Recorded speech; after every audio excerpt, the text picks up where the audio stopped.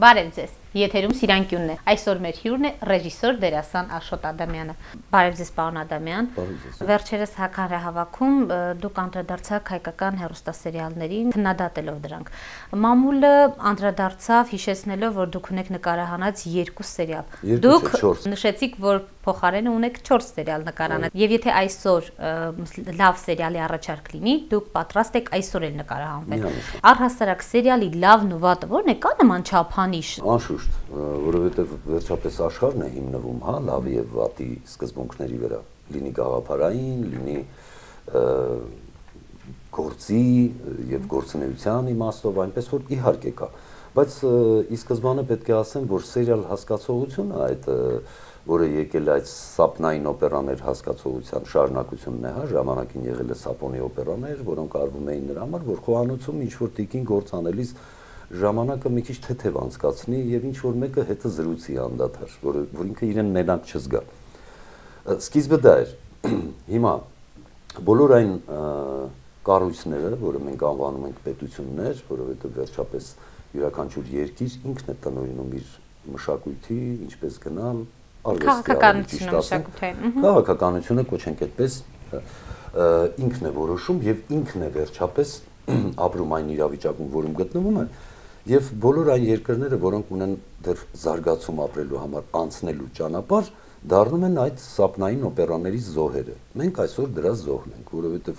ես կարծում եմ, որ իմ համոզմունքը ամենայն դեպս այնպեսին է, որ մենք որպես պետություն դեռևս չենք կայացել։ Մենք չենք կարողացել դեռևս մեր շուրջը, մեր տարածքը կազմակերպել այնպես, որպեսզի հպարտությամբ կարողանանք ասել, որ մենք այլևս ունենք կառուցված պետություն, որը հստակ ձևավորում է իր մշակութային դաշտը, ներառյալ այդ դաշտում մշակույթ, որը հսկայական մի դաշտ է, ներգրաված է նաև արվեստը, որ ունի իր դրսևորումները ժանրային եւ այլն բոլոր ձևերի մեջ։ Հետևաբար սերիալների, այսպես ասած, այս գերիշխանությունը կարելի է մոտավորապես համեմատել, հիշում եք լոտոները շատ էին այս երկրում, հա։ Ընտանեկան լոտո, մարդը չունի հեռանկար, դնում է իր հույսը պատահականությունների վրա։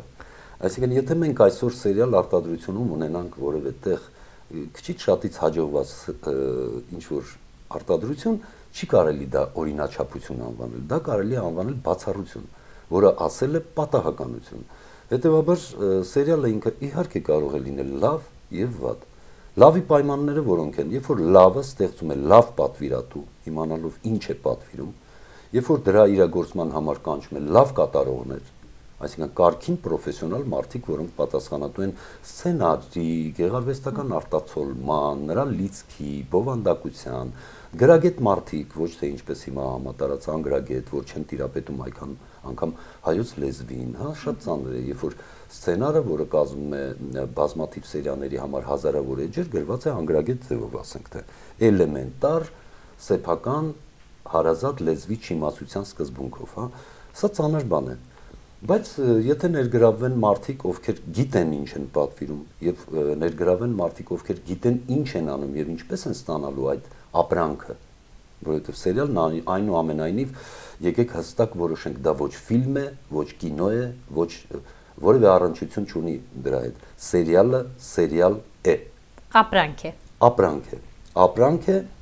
ընդ որում սապնային ապրանք, որի հիմնական նպատակը խոհանոցում մարդկանց։ Այսինքն 4 սերիալները, որոնցում դուք նկարահանվեցիք, չափածուցեցին այս բոլորը։ Իհարկե չափածուցեցին, որովհետև այնուամենայնիվ ես ուզում եմ նշել, որ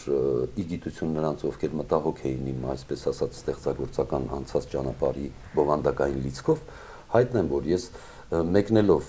եւ զբաղվելով սերիալում իհարկե նպատակ եմ ունեցել ստանալ նորմալ պրոդուկտ, նորմալ ապրանք, բայց ելնելով այն իրավիճակից եւ բոլոր այն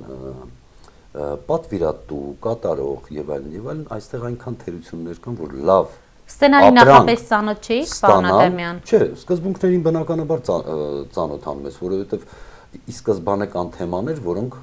եթե հանկարծ անվանվեն եւ չլինեն իմ հետաքրքրության շրջանակներում, ես կտրուկ մերժում եմ պարզապես։ Եթե թեման ինձ հետաքրքիր չէ, որոնք են 4 թեմաները կնշեք սերիալները։ Մեկը փախուստ բանտից, մյուս վերնագրերը կարող է չհիշեմ, ուրեմն մյուս երկուսը բժիշկների այսպես ասենք առօրյայի եւ իրենց կյանքի հետ կապված իրադարձությունների այսպես կյանքի եւ մեկնաբանության եւ դրա մեջ խորանալու նպատակ էին հետապնդում, այսինքն 4 սերիալ եւ ասեմ ձեզ, եթե իսկապես եւ ես առանց կեղծելու եմ ասել, որ եթե լինի նորմալ, լավ, բովանդակալից հետաքրքիր առաջարկ անպայման նորից կզբաղվի։ Պարոն Ադամյան, դաշտում կա լավ սցենարիստ, սերիալ հասկացող մասնագետ, որ ինքը առաջարկի ու դուք միանգամից կհամաձայնվեք։ Ոչ, որովհետև այդ ձեր կոչած մասնագետներն ու սցենարիստները, որոնք ինչպես դուք անվանում եք լավ, իրանք առայժմ ձեռք չեն մեկնում սերիալներին։ Առայժմ այս դաշտում գործում են նրանք, ովքեր այս դաշտը փորձադաշտ են հայտարարել նաև, հա, քանի որ սերիալները կարողացել են այնպես ներառել ամբողջ հեռուստատեսային եւ այսպես ճակերտավոր կինոդաշտը, որ այստեղ որևէ լուրջ բան առայժմ ակնկալել դժվար է, քանի որ պատվիրատուն բավականին անգրագետ է։ Մեծամասամբ նկարահանվում են անորակ սերիալներ, ինչի կարող է հանգեցնել նման անցումային երկրին։ Բնականաբար վատ ազդեցություն։ Վատ ազդեցություն բոլոր ուղղություններով, հա, սկսած մատաղ սերնդի դաստիարակությունից մինչև մեծահասակ։ Եկեք չմոռանանք, որ մեծահասակ մարդը ապրում է այս երկրում, ապրում է պատրանքներով, երբեմն ապրում է տեսլականներով, ապրում է հեռանկարով եւ ապրում է բոլոր այն դաշտում, որը սփռում է իր վրա հեռուստատեսությունը, մամուլը, թատրոնը եւ ընդհանրապես արվեստը վերջապես ինչ է, արվեստի կենտրոնում ինչն է, մարդն է, հա։ Եվ եթե ես 10 անգամ ասեմ 1-1-1, սա կամրագրվի մարդու ուղեղի մեջ որպես բրենդ, կոչենք այսպես, շատ հայտնի բառով ասենք այսպես, այսինքն ամրագրվում է եւ թեմաները, որոնք բարձրացվում են, ասենք, այսօր սերիալներում, ես կարծեմ այնց այդ հանրահավաքում ասեցի այնպիսի տպավորություն եմ ստանում սերիալներից, որ սերիալներում գործող բոլոր կերպարները իրար վրա մուննաթ են գալիս, մուննաթի հսկայական մի դաշտ, սերը շատ քիչ է, ոնց են ասում, բոլոր հատկությունները, որ այսինքն մուննաթը տեղափոխվում է իրական կյանք, անպայման, ոնց կարող է չտեղափոխվել իրական կյանք, եթե դու ամեն օր քո կողքին տեսնես մի ինչ-որ քառակուսի իր, որը բացի այն, որ խոսում է, նաև ցուցադրում է եւ անդադար քո կողքին է եւ անդադար մուննաթ է գալիս։ Բնականաբար այդ մուննաթի ինչ որ միջափ կպրոյեկտվի նաեւ քո վրա եւ քո տրամադրությունը կվատանա։ Տրամադրությունը վատանալուց հետո դա կարող է դառնալ նաեւ քրոնիկ, չէ՞։ Իսկ եթե քրոնիկ դարձավ, դա կարա վտանգ կա, որ այլևս մարդը իրեն կարող է գիտակցել այդ մուննաթի իրավիճակի մեջ։ Պարոն Ադամյան, ըստ ձեզ սա ծրագրված քաղաքականություն է, թե պարզապես դաշտը կանոնակարգված չէ։ Ծրագրված ասելը ես մի քիչ զգուշորեն կանեմ, որովհետև այն մարդիկ, ովքեր այս իրավիճակը սերիալային արտադրությունում ստեղծել են, դժվար թե կարողանան ծրագրեր կազմել։ Այստեղ ավելի շուտ գործում է իրավիճակային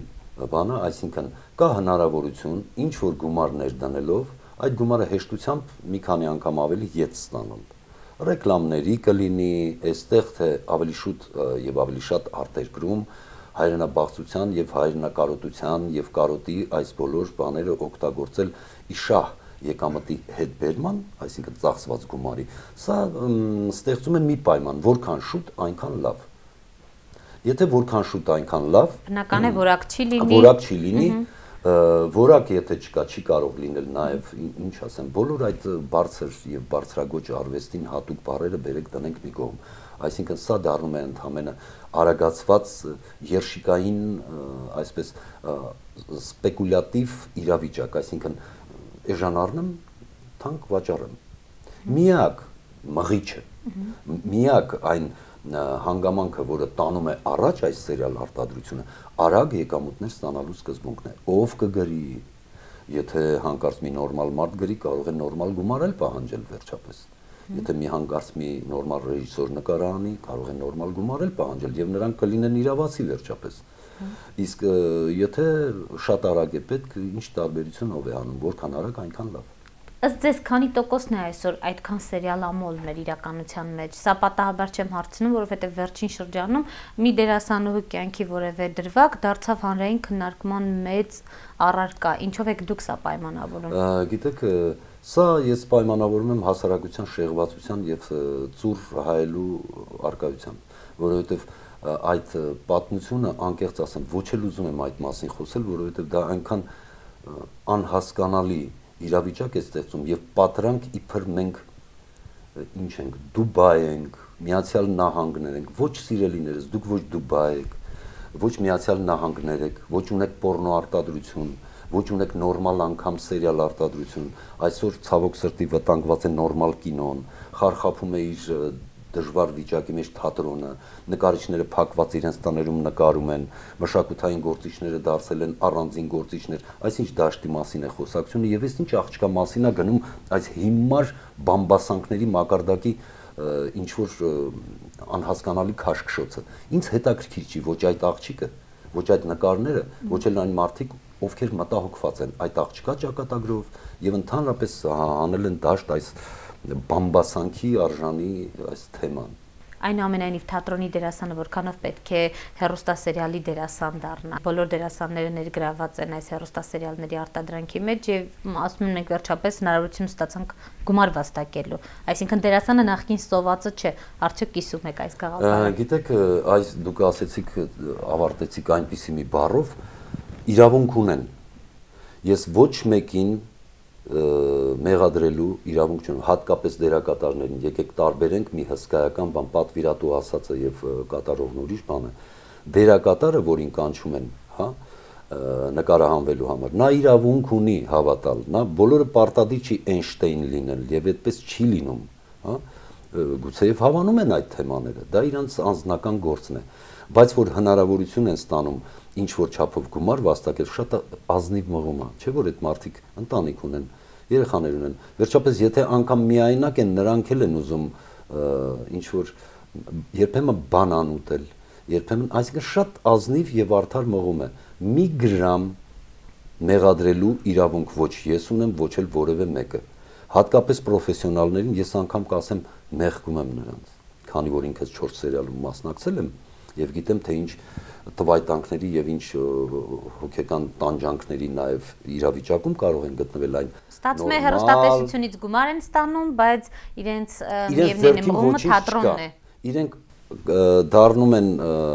այսպես ընդամենը կատարող։ Իսկ այն որ գումար են վաստակում, սա շատ նորմալ է, երբ որ հասարակության ֆետիշը եւ հասարակության նպատակները եւ կողմնորոշողը եւ կարգավորողը միայն գումարն է, պետք չէ զարմանալ, որ կարող է փողոցն ասնող շունն էլ ուզենա ոսկոր ուտել եւ եթե կարողանար խոսել, կարող է ասել մի քիչ փող կտակ գնամ ոսկոր առնեմ։ Պարոն Ադամյան, այնուամենայնիվ, ինչպես եք պատկերացնում դաշտի կարգավորումը մեզանում։ Եթե մենք չկարողանանք կառուցել այն երկիր, հա, այսպես ես սկզբում ասացի, որ դեռևս հեռու եմ այն մտքից, որ մենք պետություն կարողացել ենք կազմակերպել։ Պետությունը այնուամենայնիվ կազմակերպվում է։ Այսօր մենք կանգնած ենք այն իրողության առաջ, որ մեր իշխանությունը ցավոք սրտի չի համապատասխանում եւ չունի այն պրոֆեսիոնալ ունակությունները, որոնք թույլ կտային այս տարիների ընթացքում մեզ մատուցել մի երկիր, որից մենք գոհ կլինեինք եւ չէինք կազմակերպիչների խնդիր ունենք։ Բնականաբար, որովհետեւ ինչ ասել է միտք, ինչ ասել է